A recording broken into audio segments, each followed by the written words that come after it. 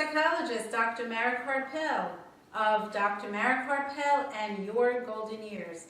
I hope you enjoy this informative interview and many more to come on my program. Right, and welcome to Dr. Mara Karpel and Your Golden Years. And live here in the studio with me, I have author, speaker, Jim Comer, who's here to talk about his latest book, When Roles Reverse. Yes, you got the name right. That's the first thing. That is the first thing. So Jim, welcome. Thank you. Before we go in to talk about this, maybe you can just give a really brief history of who you are, or a background of who you are. Well, you know, I'm a speech coach and a speech writer, and when this all started, I was out in LA writing speeches for the CEO of a big company, and one morning, 7 a.m., I got a call from my parents' next door neighbor in Dallas. She told me my father was wandering in the front yard, and she thought he was in a daze, and he thought he was having a stroke. Mm-hmm. And he was. And he was. I mean, he was having one, and within hours, my world changed forever. Yeah, I bet. 6 hours later, I was on a plane to Dallas, and I mean, totally unprepared, because my parents, well, my mother had Alzheimer's already, so she couldn't talk to me. Right. And my father wouldn't talk to me.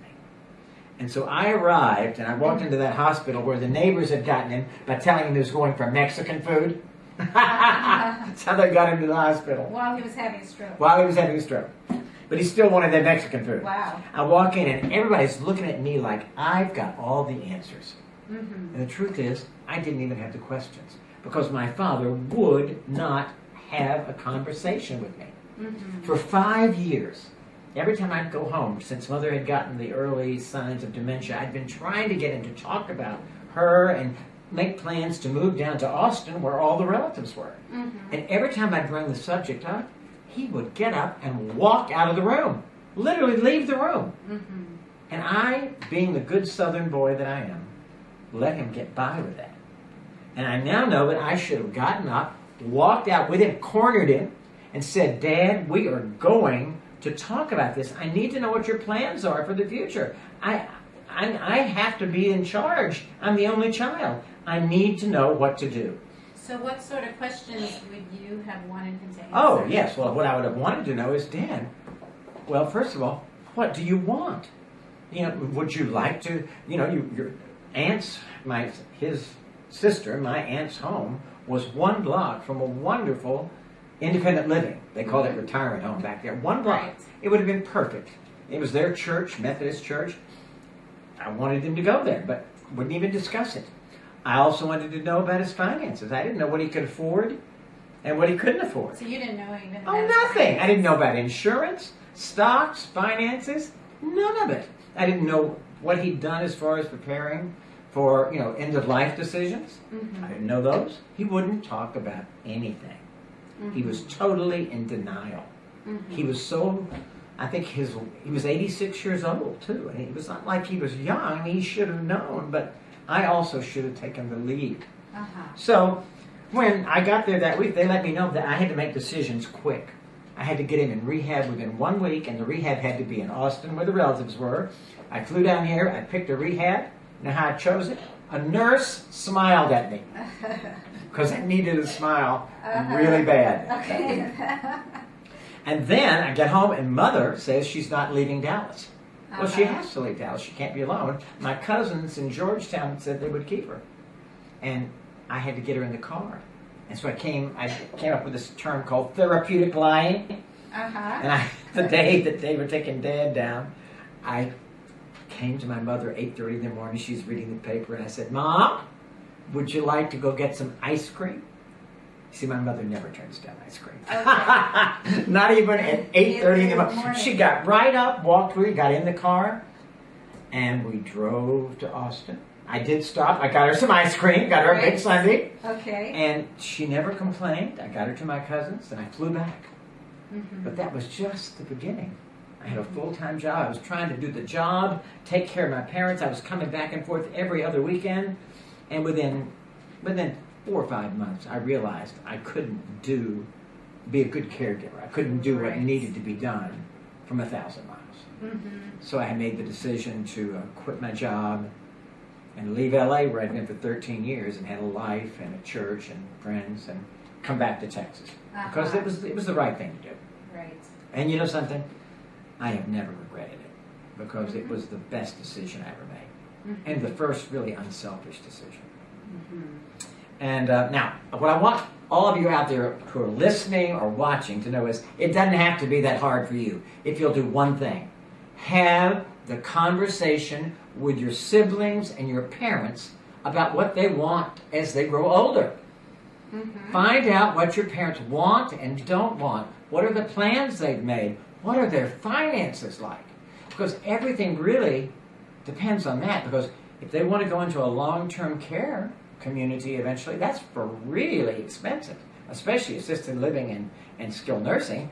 And only about the top 10% can afford to do that unless they've got long-term care insurance, which only 8% have, or they're out of money, as my mother got toward the end and was on Medicaid. Right. And Medicaid, you have to be down to $2,000. You have to be broke before Medicaid will kick in. Right. And of course now, with the administration's proposals, they're talking about cutting Medicaid by almost $800 billion over the next 10 years. So Medicaid may not be there for the people coming along. Yeah. So then that means more people being cared for at home, or people that don't have families may be on gurneys under bridges. Yeah. Who knows what? Who knows? But it's really scary. So you got to find out about that. Money is really important. Find out what they want, what they don't want. Find out about the legal documents that they've got. Now let me ask you a question about Medicaid.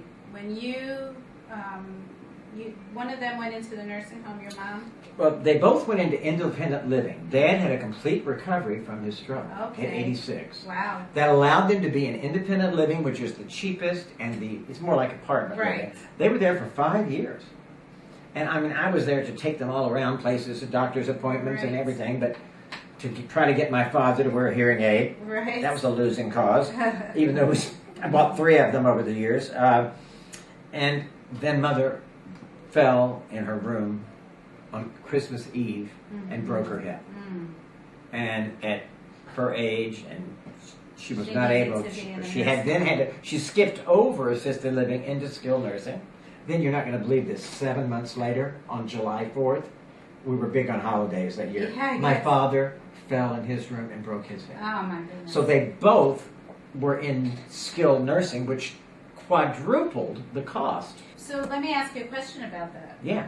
In New York, when my father went into a nursing home, this happened. Did they require you to actually start the paperwork for Medicaid? Even No. We had the money. Even though you were paying privately? No, they didn't. They didn't. They took the money, but within, I think within. So my parents had $400,000, which they thought was all the money they would ever need, and they had gone through it in, I think, 3.5 years. Yeah. And really 4 years fast. maybe. And then Mother, we separated them so that Mother could get on Medicaid because she was in the nursing home for almost 10 years, which is like 4 times the length of an average stay. Right. So that finances are so important, and so are the legal documents. Let me ask you a question. Okay. Because in this book I've got 50 questions that'll save you time, money, and tears. And there's spaces under the questions to write the answers. If you sit down with your parents and you just go over those questions because they cover everything, you're going to have a good idea of what they need and don't need and where they are and how much planning. So first question, do you have a will? I was just asked that question by my financial advisor the other day. Yes. I do not. So that was one of the things look at my on face. the list. So I would say this is a good week. Yes. I mean, I was with friends this past 2 weeks ago up in Arizona in their 70s. Neither of them have a will. In their 70s? Really? You gotta have a will. Think of it this way. Prince had a $300 million estate. No will. think of the mess that is for all of his family. The money's going to go to the lawyers and the government. It's not going to go where he wanted it. I want your $300 million or whatever you've got to go to the people that you want it to go to. Not be tied up in the courts and lawyers. But you will only have that if you have a will and you've got powers of attorney you need to have, a living will. Do not resuscitate, end-of-life decisions. There's a lot of decisions that if you make them early, then when there is a problem, it's all in writing. Right. And you get to do what you want to do, not what some outside person wants to do. So if you do them early, you can change them, right? You can change them, right? If people come in and out of your life yes, and you decide, I don't want that. No, as my you can power change them attorney. as long as you're mentally competent. Right. That's where we get into some fuzzy things where people try Right. to influence people who aren't mentally competent. Right. So anyway, now I will tell you this, having pushed real hard to have these conversations, most families don't have it. And you know why? They're afraid of hurting their parents' feelings.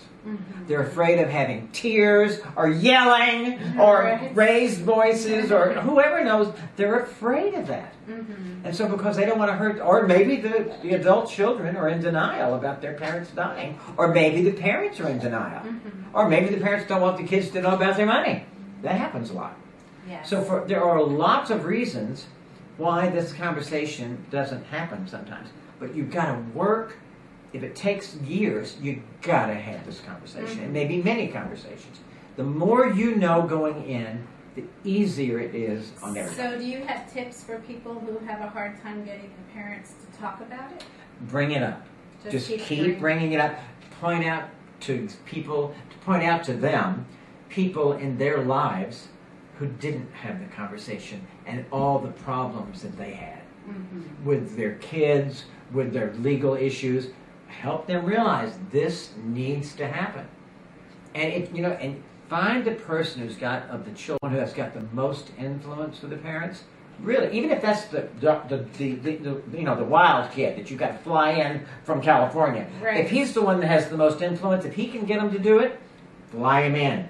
That may be the only thing he does. Right. Second question I'm going to ask you. Okay. You have brothers and sisters? I do. Okay. What, did you know, because I know your parents are gone now, right? No, my mom. Oh, your mom's still with? Yes. So are you and your brother both involved in the care? I have two brothers, and I'm the youngest. My oldest brother is the power of attorney. So he's involved? He lives near. Okay, and you're involved? He's on the East Coast. So I'm involved. I talk on the phone to her every day. I talk to him when a problem comes up, and I fly in 4 times a year. Oh, that's great. That's as much as you can do living this far away. Right, and as I told you, when my father was alive and he fell, I flew in immediately. Right. So. And then there's another brother. And there's another brother. Is he missing in action? A little bit, but he helps. He helps with some of it. Okay, he's a little bit there. He's not as active in it, but he helps in some. Okay, but I'm going to do it. And when we have an emergency, we do all 3 of us. Oh, that's on the great. phone. Yeah. Do you realize how lucky you are? Not every family is like that. Because, sometimes everybody shows up. Sometimes a couple of people shows up. Sometimes it's one person. And occasionally it's nobody. Right. It's all over the place because I've spoken all over the country and I've talked to thousands of people. And sometimes when they all show up, they fight. Oh, that's another problem. So being an only child, which I think was a disadvantage, sometimes could be an advantage. It can be an advantage. You might not all agree on what you need to do. No, but here's a good example right here. I have a friend here in Austin named Mary. The father died. The mother then got sick a couple of years later. It was going to be a long sickness. Mary had one sister. Now, about 6 months after the mother got ill, the sister announces she's taking a teaching job in Auckland, New Zealand, 12,000 miles away, as far on the planet as you can get from Austin and mother. Right. She never said, I'm not going to be part of the care. She just went to Auckland and stayed there, leaving Mary to do everything. So I'm asking the listeners, do you have an Auckland person in your family?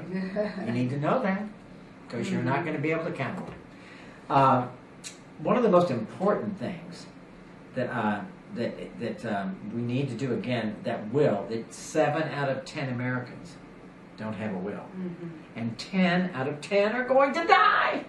I know because I Googled it, and Google doesn't lie. So all of you who don't have a will, please, it's not expensive, it doesn't take long, but you need to get it now. You are not going to live forever. You need to get a will now. So I want to drive that home, and then I want to talk about dementia and Alzheimer's. Okay. In a few minutes we have... How much do we have? We have about 3 minutes. Okay, quick. All right. I arrived home. I knew nothing about Alzheimer's. I mean, I really didn't, because I just, And right away, I've been here 6 weeks. I made this gigantic mistake. My mother wanted to go see her sister in Smithville, Texas, 60 miles away. Well, she'd been dead for 8 years. Mother had forgotten that. And I, being new, said, Mom, we can't go see Estelle. She's in heaven. Well, my mother started crying, sobbing. She was just going like this, tears coming down her face. And I knew I'd made a terrible mistake. So I went to an Alzheimer's expert the very next day and said, what do I do? And here's the best advice I ever got about caregiving. And I want you to really take this in. She said, quit trying to drag your mother into your world. She can't go there anymore. You, the caregiver, have to go into her world. Go into her world. And I got it. I got it that day. And I did it for the next 14 years of caregiving, because that's how long it took. My parents lived in 96 and 97. And I adjusted with my mother's Alzheimer's as she lost more and more cognitive ability. I matched her every step of the way. And when she forgot my name that day that I was dreading, I didn't let it upset me. I just introduced myself to her. Hi, Jim. I'm Jim. Your firstborn. Oh, remember me? And she laughed, and all of a sudden it was okay. And then toward the end, she couldn't talk at all. So I did all the things I knew she loved that didn't require talking. Ice cream, going to the garden, taking drives in the car, me singing. She liked that, believe it or not. And, I did those things. And I did not criticize her. Do not criticize people who have memory problems, because it's the disease, not them. If they think you're Uncle Bert, be Uncle Bert. If they ask the same question 7 times in a row, answer it 7 times in a row. Because we want them to be right, but they can't be with Alzheimer's or dementia. There's right and there's kind. Go for kind every single time. You cannot go wrong by being kind. I love that. I was just looking to see if that was a question. It wasn't. No, that was... What was that bell just then? That was my email. Oh, your email? I thought it was all over. No, because people can email their questions. I got it. Maybe we got a question, but it was Well, how much time do we have left? So we have just about 3 minutes left, because I left 2 minutes. That's 1 minute left to talk about Alzheimer's, and 2 minutes I left to talk about your speaking. I'm going to tell you this. As a caregiver, unexpected things are going to happen. You've got to be able to improvise. You need a sense of humor. Oh my goodness, you need a sense of humor. Right at the beginning, I arrived the second visit back after my father had had the stroke. I came into his rehab. He wanted me to help him get pills to kill himself. He wanted me to kill him. And I said no. And we found a way to get an operation on his prostate that restored his bodily functions, which is what was driving him crazy. So I had to improvise, and I worked with the doctor on that. And then there was just a long list of things where I would get help from the caregivers or from the staff or the doctor to try to find my way around problems. They're not all things that are going to be in anybody's book. You're going to have to be able to deal with things as they come up. You have to be creative. Creative. Yeah. And use a sense of humor. Because there are going to be some wonderful times. This is not all a terrible experience. I got so close to my parents. Yeah, I'm going to close it. My mother always told people, you know how much it cost me when Jim was born at the old Seton Hospital? $4 a day. And he was worth every penny of it. Well, I think over my 14 years of caregiving, I think I got her investment paid back. There you go. So, Jim, you give speeches, keynote speeches about this. I do. I speak all over the country. I think I've been in 24 states, and I speak to all kinds of groups, associations, hospitals, long-term care communities, churches, and corporations who have wellness programs. Because the more people that can get the message to plan early and be prepared, then the better it is for everybody, for the employer, for the family, for the person being cared for.